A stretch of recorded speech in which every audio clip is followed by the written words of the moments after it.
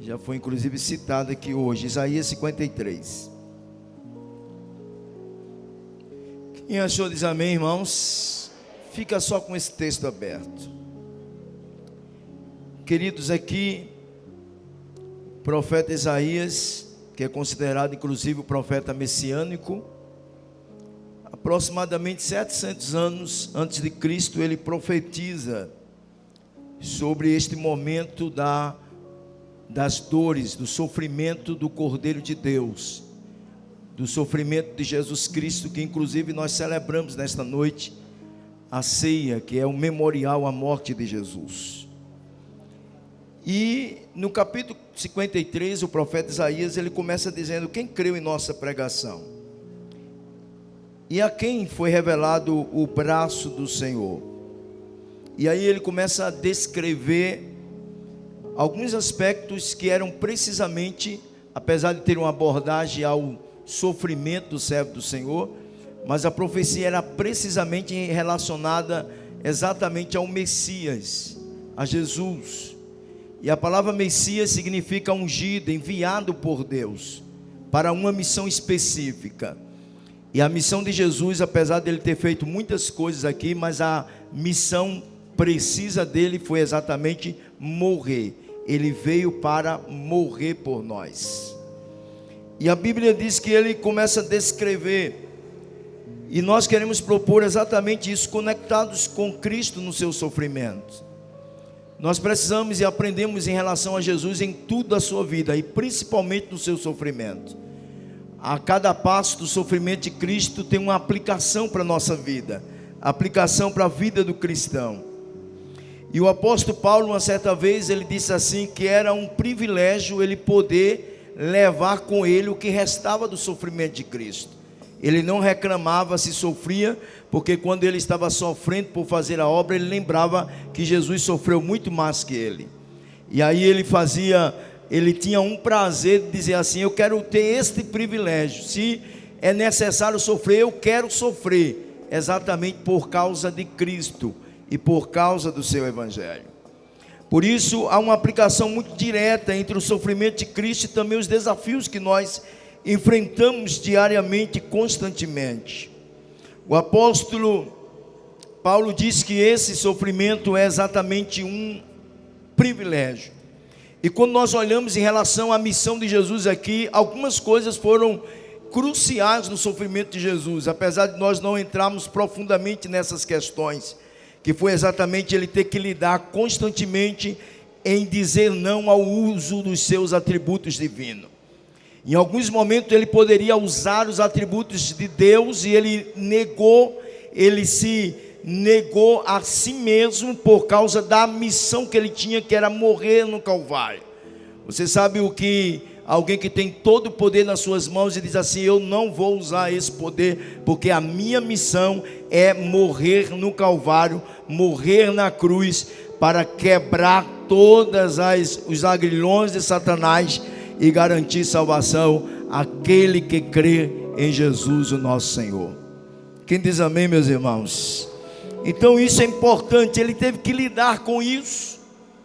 Agora imagine quando nós aplicamos para a nossa vida, às vezes a gente não quer abrir mão de besteira por causa da missão. E Jesus abria mão de atributos divinos para cumprir a missão. E às vezes a gente não quer abrir a mão da nossa razão para cumprir a missão, para ganhar o irmão. Nós preferimos dizer assim: eu tenho direito, eu vou agir, é minha razão, eu quero. E Jesus, ele nos dá uma grande lição, sendo ele 100% Deus e ao mesmo instante sendo 100% homem, ele teve que lidar constantemente em dizer não aos seus atributos divinos. E isso nos deixa uma grande lição, irmãos. A gente precisa aprender com isso, porque nós estamos sempre em busca dos nossos direitos, e nós estamos sempre em qualquer situação querendo estabelecer que temos razão. E aí precisamos aprender com Jesus. Será que Jesus estava brigando? Será que Jesus estava impondo: eu vou, Senhor, exercer os meus atributos? Jesus abria mão em usar os seus atributos divinos por causa do chamado e da missão, porque ele veio como Messias. Uma outra coisa importante que nós refletimos é que Jesus, ele abriu mão também de privilégios. Lá na carta de Paulo aos Filipenses, a gente observa que Paulo descreve, diz que ele deixou o seu trono de glória e tornou-se um de nós, e sendo obediente até a morte, morte de cruz. Ele foi obediente ao quê? À missão. Ele foi obediente ao quê? Ao seu chamado. Ele tinha uma chamada e ele não retrocedeu. Ele deixou o seu trono de glória e ele se tornou um de nós e andou aqui nesta terra. O grande evangelista Billy Graham diz que o maior milagre é exatamente Deus ter descido dos céus e ter pisado na terra, e ele fez isso por causa de mim e por causa de você. E você não por si é digno de estar aqui, mas por causa do sangue que jorrou no Calvário um dia, você hoje pode estar na mesa do Senhor e entrar no Santo dos Santos e celebrar que Ele é o Senhor das nossas vidas. E isso é extremamente importante. E quando Isaías descreve as características, ele começa a falar no versículo de número 2: porque foi subindo como renovo perante ele, e como raiz de uma terra seca, não tinha aparência nem formosura, e olhávamos para ele, e nenhuma beleza havia nele que nos agradasse. Jesus não veio para agradar a religião. Jesus não veio para agradar o que se definia na sociedade na época como valor. Jesus não veio preocupado de agradar o judaísmo, de agradar Roma, de agradar as nações pagãs. Por isso o texto de Isaías, ele diz que nenhuma beleza as pessoas viam nele que pudesse se agradar dele. E ele tinha o compromisso de que eu tenho uma missão. E quando disseram para Jesus que ele estava muito duro no discurso dele, aí ele olhou para Pedro e disse: Pedro, tu também vai me deixar? Aí Pedro disse: Senhor, as tuas palavras podem ser duras, mas para onde iremos nós, se somente tu tens as palavras de vida eterna e de salvação para as nossas vidas? Pedro fala exatamente isso. Jesus, ele não veio com o propósito de agradar, tanto que ele confrontou. E ele disse uma certa vez que a enxada já estava posto à raiz da árvore para cortar. As pessoas não eram atraídas por ele através de beleza. Ele começou exatamente no maior cenário de humildade. Os judeus foram confrontados com valores do que ele esperava ser para eles o rei dos judeus. Vinha no cavalo branco, cercado de cavalos, de pessoas batendo continência para ele, os melhores mantos reais. E Jesus vem agora, nascido de uma mulher pobre, de um carpinteiro, na pequena cidade de Belém de Judá, a menor de todas as cidades. E Jesus veio exatamente para confrontar a luxúria humana, os valores humanos, porque Jesus não estava preocupado em agradar sistema. A missão dele era exatamente nos tirar da cegueira do sistema, do fracasso espiritual, da fraqueza e do caos espiritual. Tanto que a palavra diz que nós estávamos numa grande treva, e quando ele chegou, brilhou uma luz. E esta luz, em João capítulo 14 diz, ele disse: porque eu sou o caminho, eu sou a verdade, eu sou a vida. Em outras palavras, ele diz: todos estavam perdidos na escuridão, mas eu agora abri o caminho de volta a Deus, de volta à presença do Senhor. E você agora pode sentir a presença de Deus. Quem pode glorificar e exaltar o nome do Senhor Jesus? E ele nos mostra isso. Nenhuma beleza se via nele para que se agradasse dele. E a gente tem uma besteira hoje de estar preocupado em agradar. Eu tenho que me vestir o quanto mais bonito, elegante, com a melhor etiqueta, porque eu tenho que agradar, eu tenho que impressionar. Eu tenho que falar o quanto compassado possível e a tonalidade, porque a preocupação da sociedade é agradar, impactar, impressionar. Impressão sem raiz, sem unção, sem essência, não vale. Jesus não estava preocupado em impressionar. É por isso que Isaías, quando descreve, diz: não tinha nele beleza, para que através da sua beleza pudesse atrair as pessoas. Mas tinha nele a graça, tinha nele a unção, tinha nele o poder de libertar o homem do pecado e desfazer as obras de Satanás, como disse o apóstolo João, que ele se manifestou para desfazer as obras de Satanás. Chegou na hora de quebrar os laços e restaurar as vidas. E ele veio exatamente com esta missão. Às vezes ficamos tristes quando achamos que não estamos agradando. Jesus não estava preocupado com isso. Jesus estava pronto para ser rejeitado por causa da missão. E a gente diz assim: eu quero só elogio, eu quero, enquanto faço a missão, só aplauso, eu quero só que as pessoas estejam me bajulando, ou eu quero que as pessoas estejam correndo para mim, me aplaudindo. Você está preparado para ser rejeitado por causa da missão?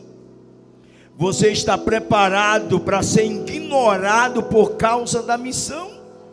Se você não está preparado para isso, você não está apto para realizar uma missão no reino, porque Jesus, ele estava preparado para isso. As pessoas o ignoravam de uma forma terrível, mas ele cumpriu a sua missão.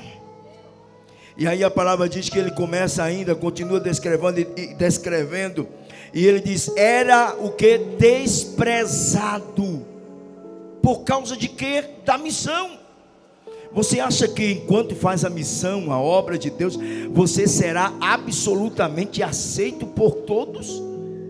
Nós criamos em nós uma imagem totalmente equivocada quando nós procuramos no exercício da nossa missão glória e agrado e aplausos.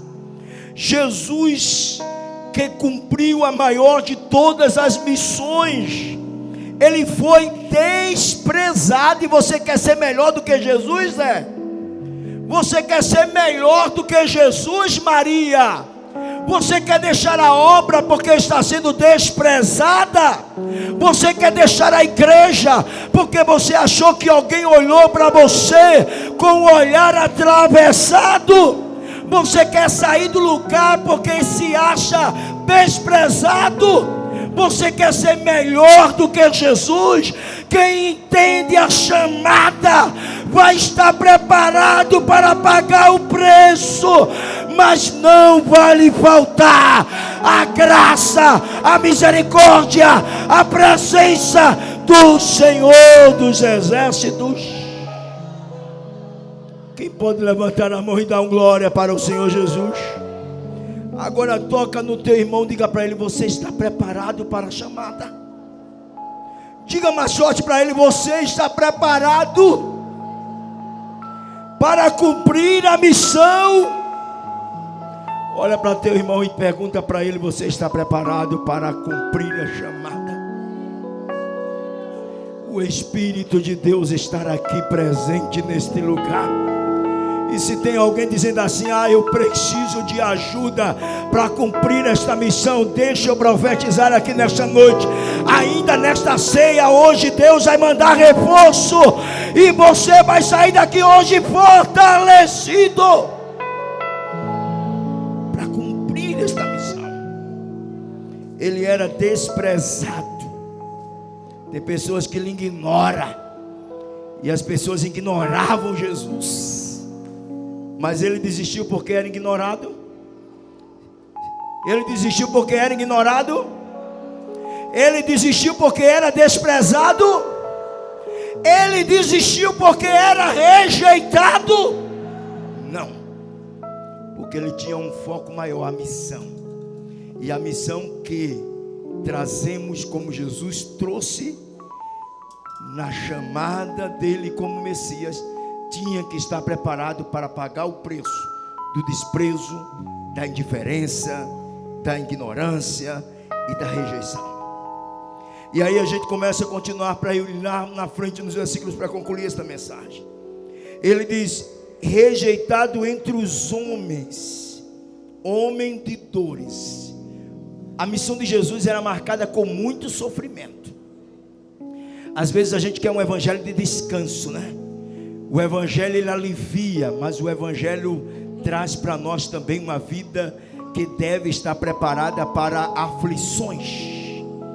A palavra de Deus diz: no mundo tereis aflições. Se você veio para a igreja pensando que todas as suas aflições vão acabar, você está enganado com a mensagem que recebeu. A igreja não lhe garante que você não vai ter mais sofrimento. A igreja não lhe garante que você não terá mais enfermidade. A igreja não garante a ninguém que ela não vai mais para o hospital porque resolveu ser crente. A igreja não garante a ninguém que não vai ter mais calúnia, que não vai ter mais acusação e que não vai ter mais perseguição. Agora, uma coisa a igreja garante: que aqueles que são filhos de Deus, sobre ele repousa a promessa que disse Jesus: e eis que eu estarei convosco até a consumação dos séculos. A minha presença não vai lhe faltar. E isso a igreja garante. E quem está sentindo a presença desse Deus aqui, levanta a mão e dá uma glória a Deus. Quem pode celebrar a presença desse Deus, levanta a mão e diga aleluia. Ele estará aqui nesta noite para fortalecer, para alegrar e para firmá-lo nesta missão. Homem de dores. A obra, irmão, a missão traz dores. A missão traz dores no psicológico. A missão tira sono. A missão adoece. A missão envelhece.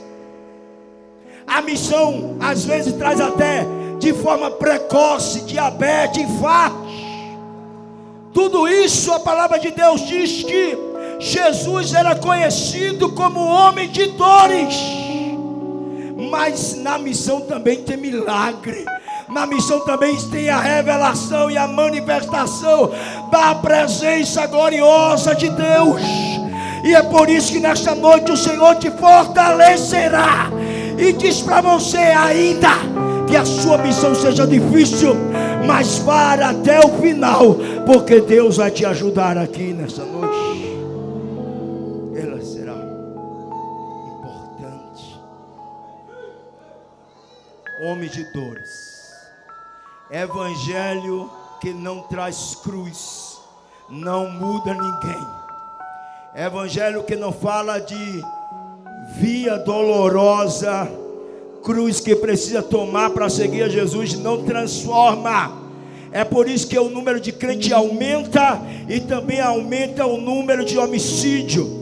É por isso que o número de crentes aumenta e aumenta a prostituição, porque é um evangelho sem cruz, é um evangelho sem renúncia. Mas esta igreja aqui, ela está firmada na palavra do Senhor. E ele diz ainda, versículo de número: e quem sabe o que é padecer? Quem sabe o que é sofrer? Uma certa irmã, contando a experiência dela na obra, ela disse: olha, você está preparado para fazer a obra? Estou. Jesus me chamou para cuidar do seu coração. Está preparado para a pedra? Está preparada para chorar? Está preparada para engolir sapo? Está preparada para pagar o preço? Se não estiver preparado, é melhor que não assuma, porque a obra traz sentimento e situação de se padecer por causa da obra. Mas uma outra coisa importante é quando ele diz como que de quem os homens escondem o rosto, fugiam dele, não conseguiam encarar, Porque geralmente quem vive no sistema da mentira foge do confronto da verdade. Mas quem anda na palavra e na verdade anda de cabeça erguida. Ele entra no templo de cabeça erguida, ele entra na presença de Deus de cabeça erguida, ele entra num bar de cabeça erguida, ele entra no supermercado de cabeça erguida, ele entra na escola de cabeça erguida, ele entra na universidade de cabeça erguida, porque ele anda na verdade. Agora quem anda na mentira, ele anda desconfiado, ele não encara, ele não olha nos olhos. E exatamente quando Jesus, eu acho que Isaías, quando prescrevia essa profecia, eu acho que quando Jesus chegava na sinagoga, os sacerdotes tiravam o rosto dele. Vamos parafrasear aquele momento. Eu acho que eles não conseguiam fixar os olhos em Jesus, porque Jesus é recheado de verdade, e aquele sacerdote cheio de mentiras, e associado ao sistema romano que dominavam a igreja da época, eles não conseguiam encarar a verdade, porque estavam firmados na mentira. E é exatamente dessa forma que nós convivemos. Aprendemos com os sofrimentos de Jesus. Ele era desprezado, e dele não fizeram caso algum. Um dia a irmã disse assim: pastor, eu não vou vir mais para a igreja. Eu disse: por quê, irmã? Tem uma irmã mesmo que eu estou todo dia no zap falando com ela, porque o diabo colocou na cabeça dela que a igreja não acolheu ela, nem a família. E eu digo: irmã, isso é o diabo que colocou na sua cabeça. Não, só o Senhor que dá atenção, só o Senhor que fala comigo. A igreja não me acolheu, isso é negócio do diabo. Por quê, irmãos? Porque na realidade o diabo trabalha nessa fraqueza. Nós queremos ser notados, mas quem tem a chamada tem que estar preparado, que às vezes vai entrar e vai sair, e alguém vai lhe ignorar. Mas o importante não é quem lhe viu no culto. O importante é que quando você cultuava, os céus foi tocado com a sua adoração, com glória. Quem pode levantar a mão e dar glória para o Senhor nessa hora? Nós não viemos aqui tocar pessoas, nós viemos aqui tocar os céus. Nós viemos aqui celebrar o nosso sacrifício vivo, santo e agradável a Deus. Igreja, adora ao Senhor. Jesus, Ele é o Rei das nossas vidas. E aí nós precisamos esse sentimento. Não faziam caso dele. E você pode enfrentar situações de alguém não fazer caso de você. Mas se você tem compromisso com a missão, você diz assim: eu vou até o fim. Olha para o teu irmão e diga: você recebeu uma missão. Diz mais forte para ele: você recebeu uma missão. Vá até o fim. Vai ter dores, vai ter sofrimento, mas vai ter recompensa. Quem pode dar glória a Deus?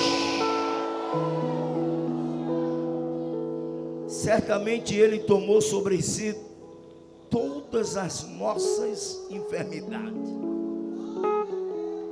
e as nossas dores levou sobre si, e nós o reputamos por aflito, ferido de Deus e oprimido. Ele foi ultrapassado, processado. Quem compra carne moída, gosta de carne moída, não gosta? Pega-se a carne e coloca ali naquele processador, que um pedaço de carne vai sair em pequenos pedaços. Passa a entender que aquela máquina era os nossos pecados. E Jesus passando naquela máquina e sofrendo as dores de ser triturado por uma máquina que chama transgressão do homem, pecado do homem. E sabe quem é que lhe deu essa graça de estar aqui? Exatamente o sangue de Jesus. E Ele fez tudo isso por causa dos nossos pecados. Capítulo 26 de Mateus. Nesse capítulo Jesus mostra, o evangelista Mateus, que o sacerdote Caifás, juntamente com os anciões, se reúnem no palácio do sumo sacerdote. Para quê? Para prender Jesus. E quem foi os primeiros perseguidores de Jesus? Não foram os que estavam lá fora, foi os sacerdotes. E tem muita gente que às vezes sabe que às vezes os piores inimigos são aqueles que estão sentados com você, que estão dentro da casa de Deus, mas que muitas vezes querem pisar, querem destruir, e você tem que estar preparado para isso, porque os primeiros que foram preparar a emboscada para destruir Jesus não foram os que estavam lá fora, foi os que estavam dentro da religião. E tem muita gente dentro da religião que são coveiro, gosta de matar, mata com palavra, mata com a ignorância, mata com desprezo, mata com a indiferença. Ele gosta de matar. E quando diz assim, fulano deixou de vir para a igreja por causa de fulano, ele diz assim, é porque não era crente, não prestava, deixa de ser coveiro. A própria religião, ela cega. Mas é por isso que eu gosto de Paulo. Paulo diz assim, porque a religião é poder, não. Ele diz, porque o evangelho é poder de Deus. Nós não seguimos religião, nós seguimos o evangelho de Jesus, que é poder de Deus para a libertação.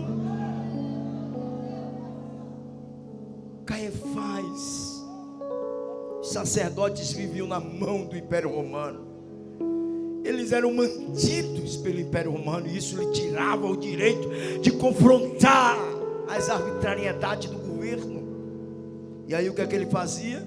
Ele era usado pelo governo para perseguir a Jesus. Por quê? Porque Jesus falava verdades que confrontavam o Império Romano. Jesus estava sendo moído por causa dos nossos pecados. Mas concluindo, pacto de traição, Jesus também enfrentou a traição. Sacerdote, olha lá, quem foi que fez o pacto de traição? O sacerdote. Aonde estava o sacerdote? Dentro da igreja. Aonde houve o acordo para entregar Jesus nas mãos do Império Romano? Dentro da igreja. Quem foi que fez? Sacerdote. E ele se reuniu com quem? Com um dos apóstolos de Jesus. Às vezes alguém pode estar preparando para te vender, para te derrubar, mas te consola. Jesus foi moído, você também vai sofrer, mas suporta, porque o Senhor é contigo. Quantos se consolam com esta palavra? Dá um brado de glória ao Senhor nessa hora. Versículo 14 e 15. Eles sabiam que Judas gostava de dinheiro. Disseram, olha, tu entrega teu mestre, se me der dinheiro, quanto? 30 moedas de prata, está feito o negócio. Os discípulos preparam a Páscoa. Jesus chega para os discípulos e diz para ele, olha, vem cá, eu quero conversar com vocês. Só são 12, dentre os 12, um é o traidor. Aí os discípulos olharam, ficaram desconfiados, porque, irmão, o traidor sempre se revela. Pedro calado estava, calado ficou. Tiago calado estava, calado ficou. Os outros calado estavam, calado ficou. Mas Judas, ele diz, mas não é eu não é Senhor o traidor. Sempre o traidor se revela. Aí Jesus disse assim, não sou eu que estou dizendo, não, é tu que estás dizendo. Jesus teve que sofrer isso. Por causa de quê? Da missão. Está preparado para sofrer a dor da traição por causa da missão? Está preparado para alguém que se senta, que cultua com você, que muitas vezes adora o Senhor e você vira as costas e está lhe cortando, mas por causa da missão o Senhor te revestirá, diz o Senhor dos exércitos. Jesus disse assim, não sou eu que estou dizendo, não, é tu que está dizendo. Ceia do Senhor, primeira ceia. Jesus diz agora, venham para cá. Para que, Senhor? Vamos comemorar a Páscoa? Ele diz sim. Mas enquanto comemoramos a Páscoa, nós vamos celebrar a primeira ceia. Traga o pão, traga o cálice. E ele pega o cálice, o pão, e diz, esse pão é o meu corpo, que é dado por vós. E este cálice é o sangue, é o meu sangue na nova e eterna aliança. Jesus ministrou a primeira ceia antes de morrer. Jesus ministrou a primeira ceia antes de cumprir a missão, para dizer para vocês: olha, recebam já essa simbologia do que eu irei passar. Pedro chega para Jesus e diz: Senhor, e aí o negócio está doendo. Ele diz: Pedro, está apertado. E ele diz assim: Pedro, esta noite todos irão se escandalizar comigo e vão me abandonar. Pedro diz: Senhor, todo mundo pode te abandonar, menos eu. Eu, Pedro, se tu morrer hoje, eu morro ao teu lado. Aí Jesus disse: Pedro, o galo, antes de cantar, tu me negarás 3 vezes. Eu, Senhor, jamais, eu vou morrer onde tu morreres. Jesus disse: Pedro, antes que o galo cante 3 vezes, antes que o galo cante, tu me negarás 3 vezes. Dores. Jardim do Getsemane. Já estou concluindo. Jesus chega e diz a Pedro, e ao outro apóstolo diz: olha, eu estou com o coração partido. A missão dói. Diga bem forte: a missão. Mais forte, diga: a missão traz dores. Olha para o teu irmão e abra a boca de profeta. Diga: a missão. Diga mais forte, diga: a missão traz dores. Está preparado?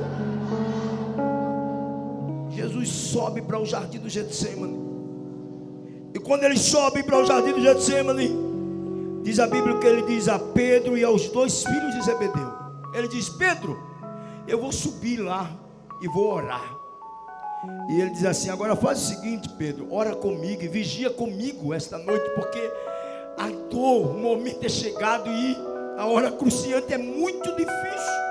Aí Pedro sobe para orar. Jesus sobe para orar no jardim de Getsemane. Quando ele volta, o que é que ele encontra? Quem, Roberto? Pedro e os filhos de Zebedeu fazendo o quê? Cochilando, dormindo. Sabe aquele irmão que disse para você assim: olha, você vai fazer a obra, vai. Deus te chamou, não foi? Conte comigo. Aí na primeira vez que você vai contar com ele, ele diz assim: eu nem me lembrei que acertei isso com você. Saiba que algumas pessoas que vão dizer para você: eu pago o preço com você, eu vou descer o poço com você, eu vou sair com você. Vai chegar um dia que ele vai dizer assim: eu não acertei isso com você não, mas não vai lhe faltar a graça de Deus. Você pode dar um glória a Deus por isso? Jesus olha e diz: mas Pedro, a hora que eu mais precisei, tu fizeste de conta que não tem nada a ver com o meu sofrimento. Faltou o que em Pedro? Empatia, compromisso e fidelidade. Jesus é preso, ainda no capítulo 26. Quando Judas chega para Jesus, ele dá um beijo em Jesus. E ele já tinha dito assim: olha, quando eu chegar, porque os judeus eram extremamente parecidos e precisavam de um sinal para os soldados do sacerdote prender. Aí Judas chega, dá um beijo em Jesus. Aí os soldados dizem assim: é ele. Aí prenderam Jesus. Jesus é levado diante do sinédrio. E chegaram para lá e disseram assim: olha, você é acusado de ter blasfemado contra o templo e ter dito que destruiria o templo em 3 dias. Jesus, ele calado estava e calado permaneceu e disse: tu dizes. Aí se cumpre o que diz o profeta Isaías: como um cordeiro mudo foi levado para o matador. Ei, tem hora que fique calado. Não adianta você falar nada, porque quanto mais você se justifica, mais alguém vai interpretar errado. Tem hora que você tem que sofrer calado. Quem está entendendo, diga amém, meus irmãos. Porque um dia a resposta de Deus chegará. Quem pode dar um glória a Deus bem forte? Jesus estava calado e permaneceu calado. Agora é levado diante de Pilatos, moído pelas nossas transgressões. E aí levaram os sacerdotes e disseram: olha, ele precisa ser crucificado. E Pilatos olhou e disse: o que é que esse homem fez? Aí quem foi os advogados de acusação? Sacerdotes, os irmãos da igreja. Os sacerdotes da igreja, os irmãos da igreja que estavam lá diante de Pilatos, diziam assim: ele não presta. E na Páscoa, o homem pior era crucificado. Aí colocaram o pior ladrão, Barrabás, e colocaram Jesus e disseram: vocês querem que eu solte quem? Hoje é o último dia da Páscoa. Vocês vão votar quem vai para a cruz, para o meio, e quem vai para casa. E os sacerdotes disseram: clama, crucifica o Cristo e solta Barrabás. E Jesus estava ali. Pilatos sabia que ele era inocente. Lavou as mãos e diga: que eu esteja livre do sangue deste inocente. Mas Jesus estava ali calado, como ovelha muda, levado para o matador.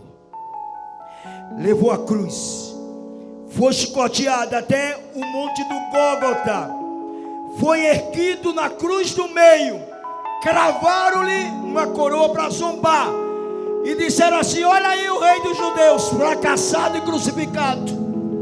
Colocaram ele entre 12 ladrões, transpassaram com a lança ao seu lado, o sangue jorrou. Pregaram os maiores cravos e tocaram e bateram na cruz. Mas às 3 horas da tarde, Jesus deu o último suspiro e disse: lama, lama, sabachthani.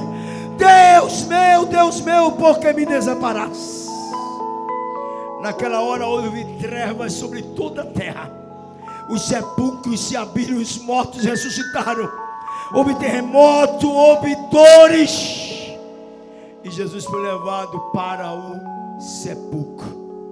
Mas no domingo de manhã, as Marias chegaram lá cedo e disseram: vamos visitar o túmulo do mestre.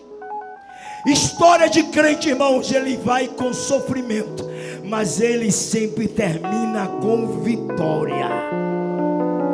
Quando as Marias chegaram lá, a pedra estava removida e um homem diferente, e ela foi abordada pelos homens, por aquele anjo, e elas disseram: eu vim visitar Jesus.